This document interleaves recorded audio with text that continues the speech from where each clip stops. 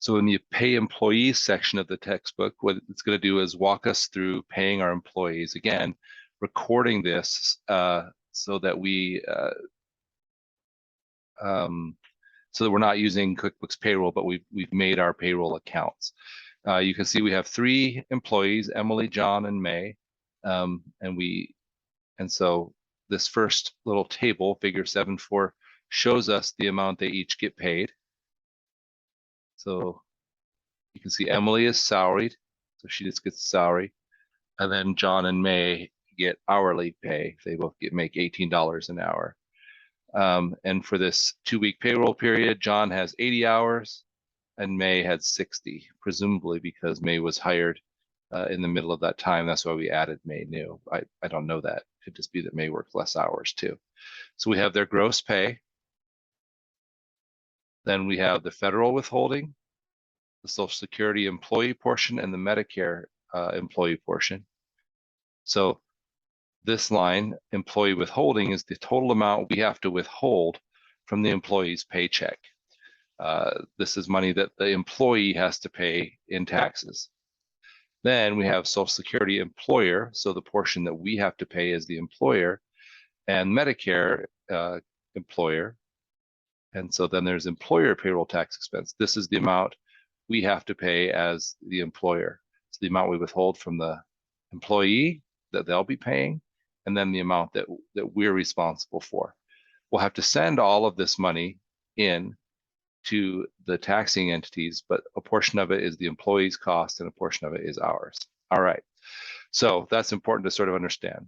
So I'm going to scroll down and we're going to see, we're going to start where it says to record the payments. Sorry, I say scroll, you're not looking at that screen.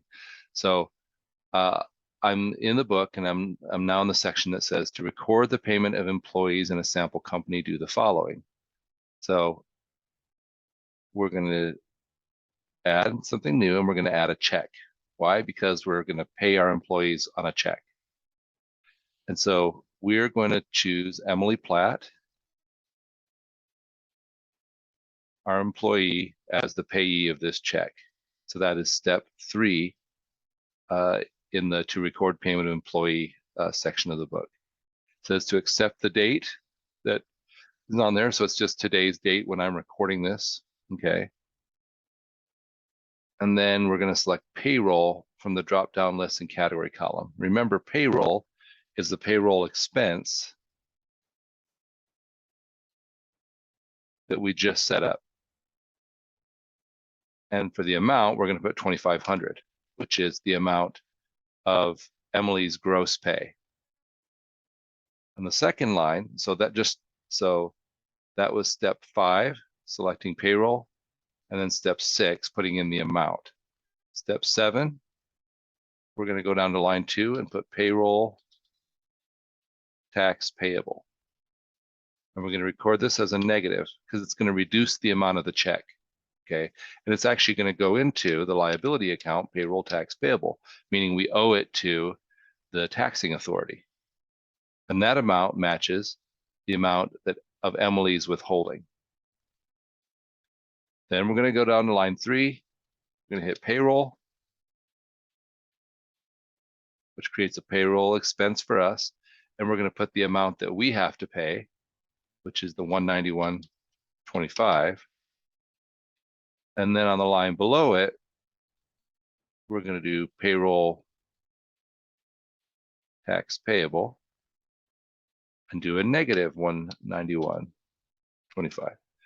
So what this does is it records the amount that we have to pay, so the gross pay that's going to Emily, minus the taxes that we're withholding from her, and then records our payroll tax expense, and then we subtract that out again and put it to the payable, so that neither increases nor decreases her paycheck. And so in the end, we're going to have $533.75 and $191.25 going to payroll taxes payable, which is a liability that shows the money we'll have to pay to the taxing entities, the taxing authority, and the check will be the correct amount that Emily should get paid. So If we're not using QuickBooks Payroll, we would like to not have to redo this every time. So there's a feature here where we can make this recurring. And so this tells QuickBooks, I want to be able to use this check over and over. And instead of scheduled, where it says it comes up at a certain time, we're going to call it unscheduled. So that is steps 13, where it says click make recurring at the bottom, and step 14, make unscheduled, or select unscheduled from the type box. Then we're going to click save template. Now, by doing that, we created this template for like a saved transaction, but we didn't actually write the check. So in order to actually write the check, we got to go up to our gear icon. So this is step 16. Step 17, go to recurring transactions. Step 18, we're going to find the one for Emily Platt. We're going to click use on the action item there. Step 19, we're going to make sure the date is correct, and we're going to hit save and new. So now that saves it as an actual check for Emily. And now we're going to write out, let's see. Step 20 is we're going to do the same thing for John and May. So we just did the one for Emily. It says be sure to make each of these unscheduled recurring events. So we'll look back up at the table in our book and see, we'll do John. So our payee is John Johnson. I'm going to leave the date. Here in the category, we're going to put the amount. We're going to put payroll. Put the amount of John's gross pay, which was up in the table above, $1,440. Then we're going to put the amount of the payroll tax payable, the amount we withhold from John, which is employee withholding of $307.44. Then we're going to put payroll. We're going to put the amount that we as the employer have to pay in taxes, which is $110.16. And then payroll taxes payable, or just payroll tax payable, and do a negative $110.16. All right, so that's John's check. Instead of hitting save, we're actually going to click make recurring. We're going to tell QuickBooks we want it to be an unscheduled recurring transaction. And then we're going to hit save template. And then in our recurring transactions here, we'll actually hit use. It'll bring that check up, and we'll hit save and new. So now we've saved it as a check. So the last one is May West. So under payee, we'll click May West. Leave the date the same. Come down to the category, do payroll.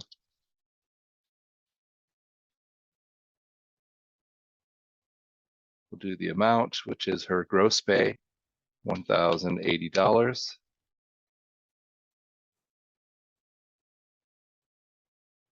We'll do payroll tax payable,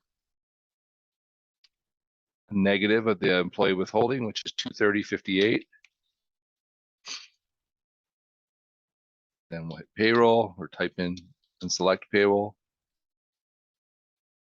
And that will be the amount of the employer payroll tax expense, $82.62.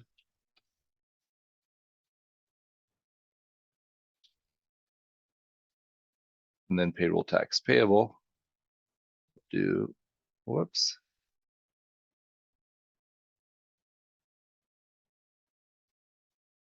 Negative $82.62. All right, same thing. We'll click make recurring. Tell QuickBooks we want it to be an unscheduled recurring transaction. Save the template.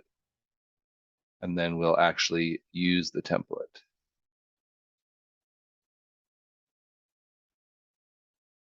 And we'll hit save and close. All right, so all of that we just did was, let's see, step 20, which was enter the payroll information for John and May in the same way you entered it for Emily. So now you can see on our recurring transactions, we have all three of them and the regular paychecks. So after we enter the last check, so we're on step 21, hit save and close, which we did. And now we're going to click reports from the navigation bar. Remember our navigation, my navigation bar over here on the sample company does not have reports directly. So I go to business overview and then click on reports.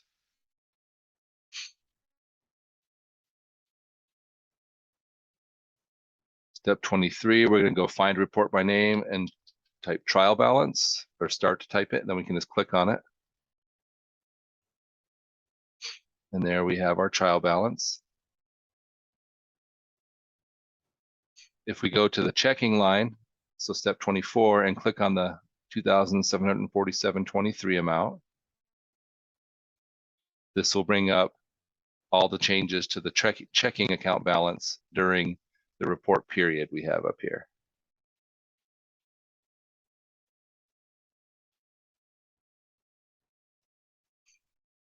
Step 25, it just says match it. It says the dates will be different. That's fine. Step 26 says click John Johnson, and you'll see that you can actually drill down more and see the actual paycheck that we wrote. So it's just showing you that you, from the trial balance, you can click on a transaction, click on the checking account balance to find the transaction report for checking. And then you can click on any of the transactions in the transaction report and get to the actual transaction. So that's all they're trying to show us. So that was step 26. And then 27 says match our screen, which we did. So we're going to go back to the report summary.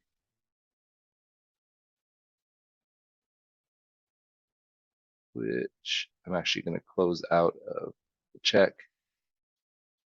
And then from the transaction report, I can click back to report summary, which will take us back to the trial balance. So step 28. Now they want us to practice doing another payroll for another period. So step 29, we're going to click the gear icon and click the recurring transactions. We're going to go back to our recurring transactions page. And you can see we have all of our employees in there and the payments that we saved as recurring transactions. And so now we're going to use the May West one. Click use. That's step 30. Step 31 says add 14 days to the payment date. So right now it's on 9/8. I'll just go 2 weeks down here to 9/22.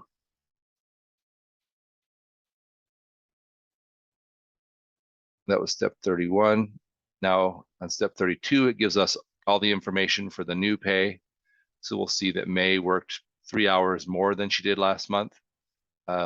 So her pay is going to be different. So step 33, we're just going to take the new information off of this new table.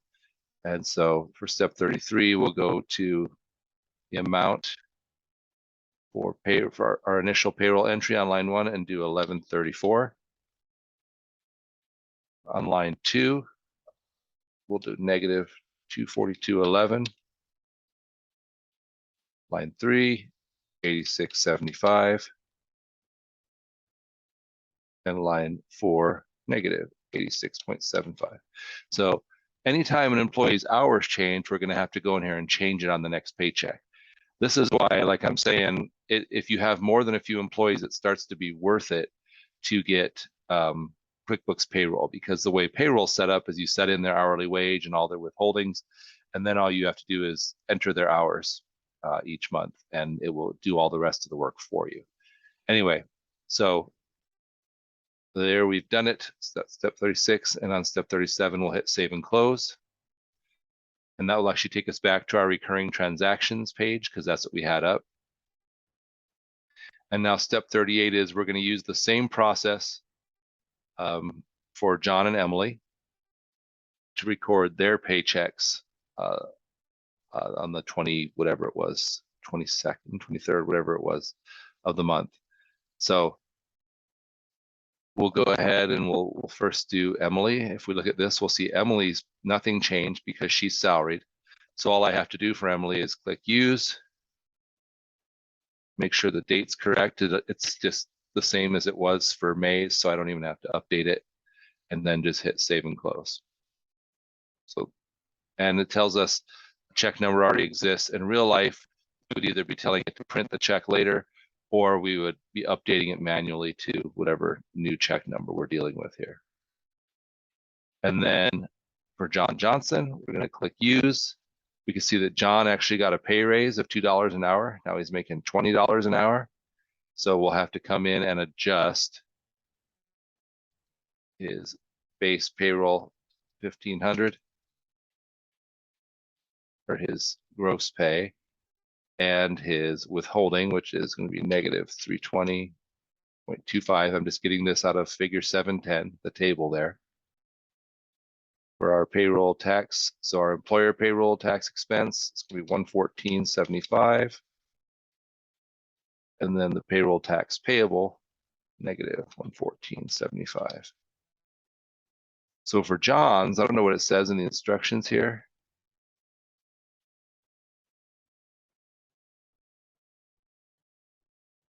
Yeah, so for John's, in real life, we would probably re-memorize this as a recurring transaction, since his pay raise will be something that will still be in there, next month. So we will expect it to be at this higher rate.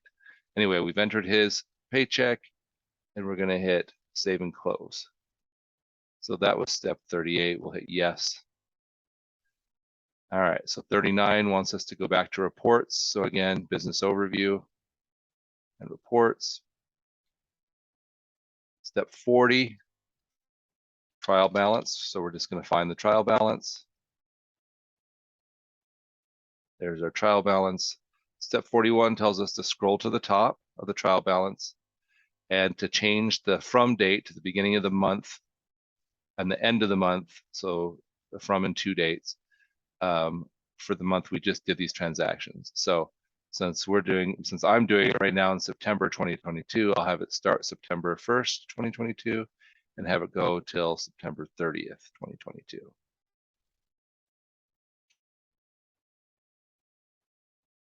Once we do that, we'll click Run Report, and there we'll see our trial balance. Step 42, we're going to click on the dollar amount, $67.85.12. And that will take us in the checking account. Okay, and that will take us to the checking account report. So it'll show all the checks we wrote. Step 43, it just says match this, but it will be different in our case because we did both the 9/8 and the 9/22 entry. The one that's showing in the book only has the first transaction. If we wanted to, we could click on any one of these transactions and it would take us to the actual paycheck and we could see it.